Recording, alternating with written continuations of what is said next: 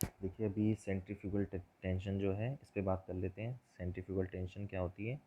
देखिए belt pulley के ऊपर बेल्ट ड्राइव जब चलती है, ठीक है, तो रोटेटिंग एलिमेंट जब भी कोई होता है तो वो घूमने के साथ साथ सेंट्रीफ्यूगल फोर्स जनरेट करता है। अब देखिए मान लीजिए ये पुली है, ठीक है। अब ये पुली किसी न किसी स्पीड से एन आरपीएम से घूम रही है, एन रेवोल्यूशन पर मिनट। इसके ऊपर ये बेल्ट ड्राइव जा रही है, ठीक है।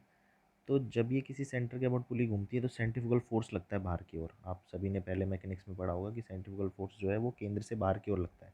सेंट्रीपिटल जो होता है वो अपकेंद्रीय, वो केंद्र सॉरी अब अभिकेंद्रीय वो केंद्र की तरफ लगता है, और सेंट्रीफ्यूगल होता है अपकेंद्रीय जो केंद्र से बाहर की ओर लगता है।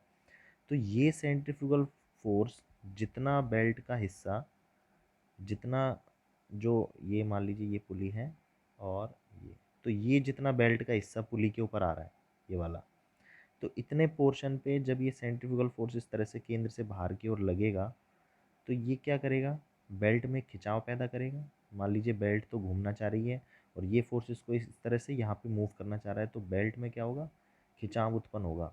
तो सेंट्रीफ्यूगल फोर्स के कारण ही बेल्ट में जो खिंचाव ये उत्पन्न हो रहा है, इस सेंट्रीफ्यूगल फोर्स के कारण जो बेल्ट में टेंशन उत्पन्न हो रही है, खिंचाव यानी टेंशन, तो वो टेंशन क्या कहलाती है? सेंट्रीफ्यूगल टेंशन कहलाती है।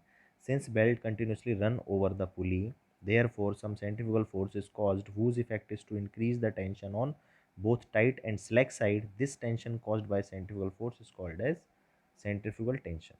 ठीक है, नेक्स्ट आते हैं। अब इसका डेरिवेशन देखिए कि कैसे इसको अपन निकालते हैं, सेंट्रीफ्यूगल टेंशन होती कितनी है। तो फटाफट से देखिए, M mass of the belt पर unit length, V linear velocity of the belt, R radius of pulley over which the meters. अब देखिए सबसे पहले क्या है, इस पी क्यू पोर्शन को माना है हमने।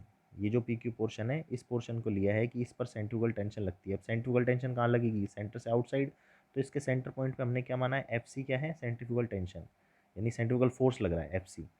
अब सेंट्रीफ्यूगल फोर्स किस पे लगेगा? इतने बेल्ट के हिस्से पे वो लग रहा है, पी क्यू हमने पोर्शन जो है इसके लिए माना है।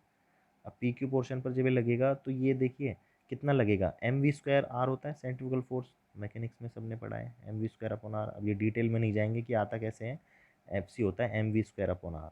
अब देखिए एम एम क्या है? Mass of the belt. अब मास ऑफ द बेल्ट कैसे निकालेंगे? देखिए एम जो हमने माना है ना, ये मास, मास ऑफ बेल्ट पर यूनिट लेंथ है इन के जी। और अब ये जो पी क्यू पोर्शन है इस पे बेल्ट की लंबाई कितनी है, ये कैसे पता करेंगे? तो देखिए ये पी क्यू एक चाप ही तो है इस पुली के ऊपर, तो चाप बराबर क्या होता है? त्रिज्या गुणा कोण। तो आर रेडियस है और कोण कितना है? D D theta. तो इस पी क्यू पोर्शन की लंबाई क्या आ गई? Are D theta. और मास जो है पर यूनिट बेल्ट यानी इकाई लंबाई के लिए मास एम है, तो आर डी थीटा लंबाई के लिए क्या होगा? एम आर डी थीटा, ये मास। तो एम आर डी थीटा ये तो मास हो गया, वी इसकी linear velocity, V square upon R, तो ये आ गया M R D theta V square upon R, ये सेंट्रीफ्यूगल फोर्स आ गया। तो अब इसमें देखिए आर से आर कैंसिल हो जाएगा, क्या बचेगा अपने पास? M D theta V V square आ गया, ठीक है। अब centrifugal tension T C tangentially act tangentially act at P and Q keeps the belt in equilibrium. अब टेंजेंशियली ये जब इस पी और क्यू पे अप्लाई हो रही है सेंट्रीफ्यूगल टेंशन, तभी तो बेल्ट साम्य अवस्था पे है, नहीं तो क्या होती? बेल्ट टूट जाती भाई। अगर ये टी सी यहाँ अप्लाई हो रही है तो टी सी यहाँ भी अप्लाई हो रही है, यहाँ भी अप्लाई हो रही है, तो ये इन इन दोनों ने एक दूसरे को बैलेंस किया हुआ है, तभी तो ये पी क्यू जो है साम्य अवस्था में बेल्ट का पोर्शन, अदरवाइज तो क्या होता? पी क्यू बेल्ट फेल हो जाती, ठीक है। तो अब देखिए इसको हम क्या करेंगे? हॉरिजॉन्टली रिजॉल्व करेंगे।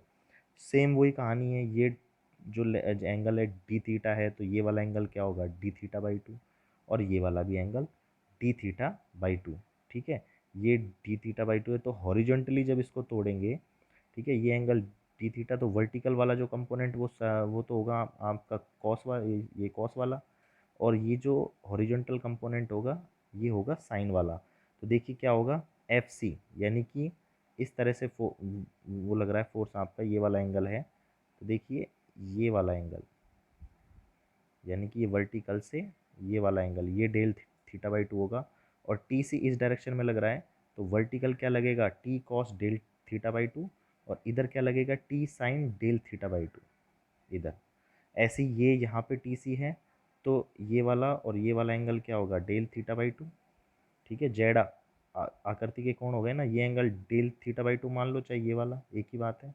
तो ये हो गया नीचे की side T cos del theta by two, और इधर हो गया वापस से T sine del theta by two, यानी T sorry T C, T C यहाँ पे लिया है हमने सेंट्रीफ्यूगल टेंशन।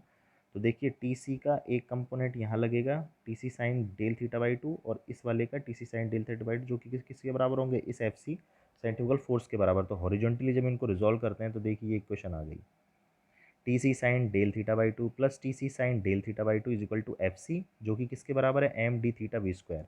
अब वही लेंगे, वही theory, since d theta by two is a very small angle, तो sine theta is equal to theta. तो इस इक्वेशन में पुट रखने के बाद हमारे पास क्या बनेगा, two T C D theta by two is equal to M D theta V square. यहाँ से टू कैंसिल आउट हो जाएगा, डी थीटा से डी थीटा, तो फाइनल इक्वेशन आ जाएगी T C equal to M V square. अब tight side की टेंशन के लिए क्या हो जाएगा, T one tight side, T one plus T C total tension in tight side, और टी टू जो टेंशन थी स्लैक साइड की वो क्या हो जाएगी, T two plus T C. ये सेंट्रीफ्यूगल टेंशन दोनों साइड ऐड होती है, ध्यान रखना। अगर ये पुली है, ये आपकी है side tight side T one और ये है टाइट साइड टी टू, जबकि पुली आपकी इस डायरेक्शन में घूम रही है, तो ये दोनों साइड ऐड होती है, ठीक है। और इसमें देख लेते हैं कंडीशन मैक्सिमम, वैसे आपके सिलेबस में नहीं है फिर भी इसको देख लीजिए। Condition for maximum power transmission, देखिए पावर ट्रांसमिशन जो बेल्ट ड्राइव है वो P इज इक्वल टू होती है T one minus T two into V, ठीक है। T one upon T two ये अपन पढ़ चुके हैं, ए की पावर म्यू थीटा, और यहाँ से क्या करेंगे अपन, टी वन कॉमन ले लेंगे, सॉरी टी टू कॉमन ले लेंगे, तो ये बन जाएगा, टी टू कॉमन ले लीजिए टी वन। देखिए ये टी वन और टी टू की वैल्यू यहाँ से पुट करके टी वन अपॉन ए की पावर म्यू थीटा इसमें पुट कर देंगे, तो ये इस तरह से टी वन वी सी आ जाएगा। सी जो है यहाँ पर एक कांस्टेंट हमने दिखा दिया है ये वाला, और टी इज इक्वल टू क्या है, T one minus T C. तो इस तरह से नेक्स्ट स्लाइड में ये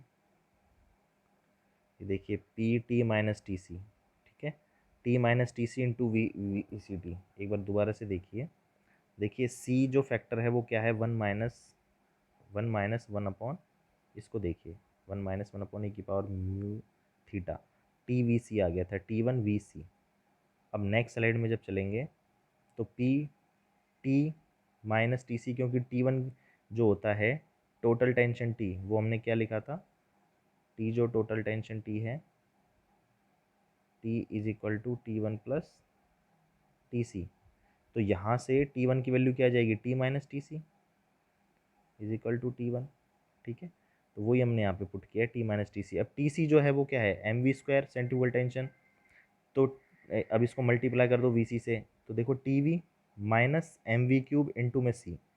अब देखिए मैक्सिमम पावर ट्रांसमिशन की कंडीशन के लिए क्या करते हैं, इसको डिफ्रेंशिएट करेंगे वेलोसिटी के रेस्पेक्ट में, और फर्स्ट जो डेरिवेटिव है उसको जीरो के इक्वल रखेंगे। तो जब इसका इंटीग्रेशन करते हैं तो ये अपने पास कैलकुलेट होके आ जाता है T is equal to thrice T C, यानी कि जब टोटल टेंशन सेंट्रीफ्यूगल टेंशन की 3 गुना होती है तब मैक्सिमम पावर ट्रांसमिशन होता है।